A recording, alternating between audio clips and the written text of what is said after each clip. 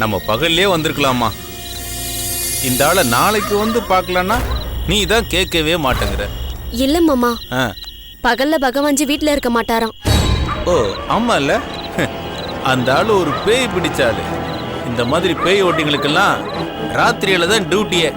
மாமா ஆமா, இந்த ஆளு ஏகப்பட்ட பேய்களெல்லாம் பிடிச்சி டப்பால அடைச்சு வச்சிருக்காராமே, உண்மையா? மாமா ப்ளீஸ் மாமா, தயவு செஞ்சு கிண்டல் பண்ணாதீங்க. ஐயோ கிண்டல் இல்ல, கோச்சிக்காத நீ. இந்த மாதிரி பேய் ஓட்டுற சாமியாருங்கெல்லாம் வெறும் ஃப்ராடுங்க. அவனுங்களெல்லாம் நம்பவே கூடாது. சரியான டுப்பா குருப்பாட்டிங்க.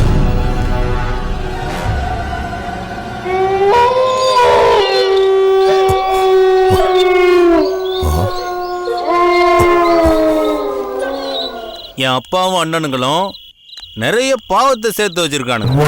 அதனால இந்த மாதிரி ஆளுங்களை நம்பி காசை கரியா கரைக்கிறானுங்க. ஏமா நீயும் இதெல்லாம் உண்மைன்னு நம்புறிய? ஐயோ மாமா, ஏன் நீங்க இப்படி பேசிக்கிட்டு இருக்கீங்க? உங்களை கூட்டிட்டு வந்ததே தப்பா போச்சு. பாருமா, இவனுங்கெல்லாம் ஊரை ஏமாத்துற கோஷ்டி. கண்டவனை நம்பி காசை கொடுக்காத. பாரு, அந்த காசை இந்த மாமா கிட்ட கொடு, உனக்கு தர்மம் பண்ண புண்ணியமாவது கிடைக்கும். எனக்கு காசு பணம் எல்லாம் முக்கியம் இல்ல மாமா. அர்ஜுன் எங்க இருக்காருன்னு எனக்கு தெரியணும். அவரை பத்திரமா காப்பாத்தி கூட்டிட்டு வரணும். அதான் போலீஸ்ல சொல்லிருக்கேன் நட. ஆனா எந்த தகவலுமே கிடைக்கலையே மாமா. ஏமா, அவங்களும் தேடிக்கிட்டு தானமா இருக்காங்க. சித்தர்மலைய செல்லட போட்டு தேடி எப்படியும் கண்டுபிடிச்சு கொடுத்துருவாங்க.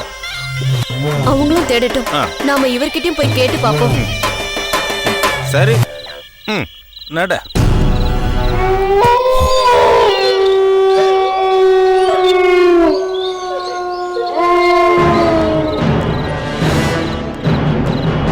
ஏமா, இவன் வீட்டுல இருக்கிறவன் ஒரு போர்டை வச்சு ஆவியோட பேசி என்னத்தை கண்டுபிடிச்சிட போறான்? ப்ளீஸ் மாமா, போறப்பவே நெகட்டிவா பேசாதீங்க. சில விஷயங்கள் மனுஷனாலே முடியாது, நம்மள மீறின சக்தியால தான் முடியும். ஓ, இது இவரால தான் முடியும்னா பாக்குறதுல ஒன்னும் தப்பு இல்லையே. அது மாமா மாமா ப்ளீஸ் மாமா, ஏற்கனவே நான் வேதனையில இருக்கேன். நீங்களும் இப்படி பேசி என்ன கஷ்டப்படுத்தாதீங்க. சரிம்மா, இனி நான் எதுவும் பேச மாட்டேன். எது எப்படியோ, உனக்கு ஒரு நல்லது நடந்தா எனக்கு சந்தோஷம். வா போவோம், வா.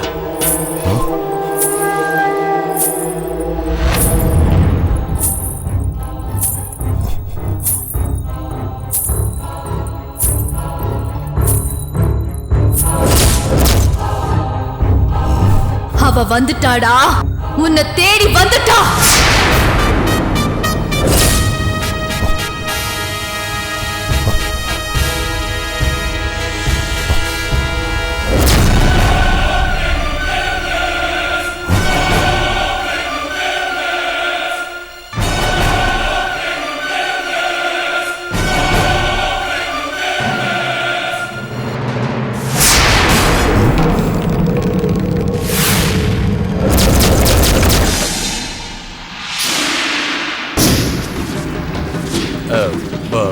பகவான்ஜி வணக்கம். வணக்கங்க. யாருமா நீ? பகவான்ஜி வந்தனம், வணக்கம், கோடி நமஸ்காரம். உள்ள வரலாங்களா? வாங்க. நாங்க உங்களை பார்க்க தான் வந்தோம்.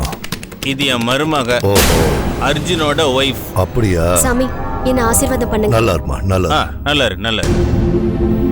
சொல்லுங்க, என்ன விஷயம்? அது ஒண்ணும் இல்ல பகவான்ஜி, புருஷனா காணும்னு கம்ப்ளைண்ட் கொடுக்க வந்திருக்கோம். நீங்க தான் போலீஸ், ஆர்மி, அது எல்லாத்தையும் விட பவர்ஃபுல் ஆளாச்சே. மாமா இருமா, நான் அவரை பத்தி பெருமையா தான் பேசிட்டு இருக்கேன்.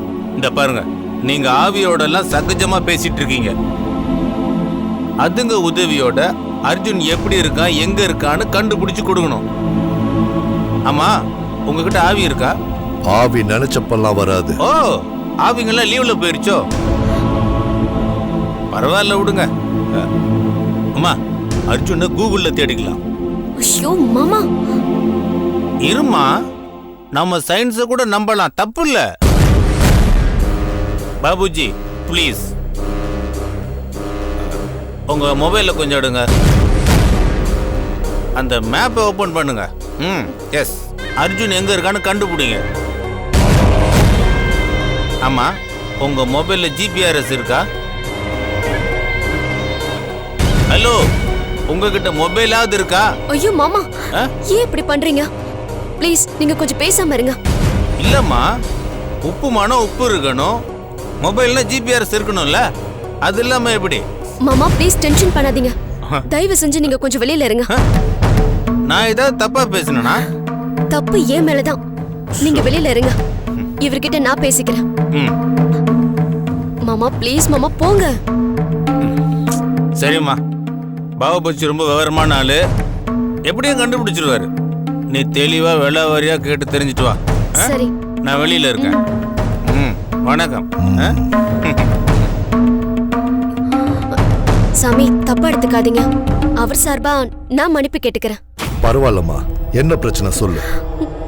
அது என்னுடைய ஹஸ்பண்ட் சித்தர் மலையில காணாம போயிட்டாரு. எங்க தேடியும் கிடைக்கல. அவரு எங்க இருக்காரு, எப்ப வருவார்னு நீங்க இத பார்த்து சொல்லணும். சொல்றேம்மா, உங்க நம்பூதிரி கிட்ட இத பத்தி பேசுனீங்களா? அவரு ராமேஸ்வரம் போயிருக்காரு, இன்னும் வரல. அப்படியா? அர்ஜுன் காணாம போன விஷயமா ராஜராஜனும் அவர் தம்பிகளும் என்கிட்ட ஏற்கனவே பேசினாங்க. இருந்தாலும் உனக்காக ஒரு தடவை பார்த்து சொல்றேன். சரிங்க சாமி. உட்காருமா.